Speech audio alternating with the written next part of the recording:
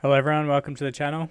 This is just a quick guide for anyone who's trying to export video from Insta360 Studio and is getting flickering. So any sort of footage that looks like this over here, this guide will show you how to solve it. So first thing you need to do is open Insta360 Studio, load up a file you want to export, then click on Settings at the top, go to Preferences, and untick the Use Hardware Decoder and Use Hardware Encoder. So both of these, and then you can export your video normally. So just click out the export option, configure it how you want to, and then click Start Export.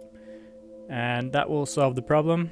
I've noticed it doesn't happen on all videos, so I would leave it enabled unless you have a problem. It just seems to work better. But if you do get a file that starts to flicker, that's how you do it. Anyway, I hope you found that useful. Thanks for watching. See you next time.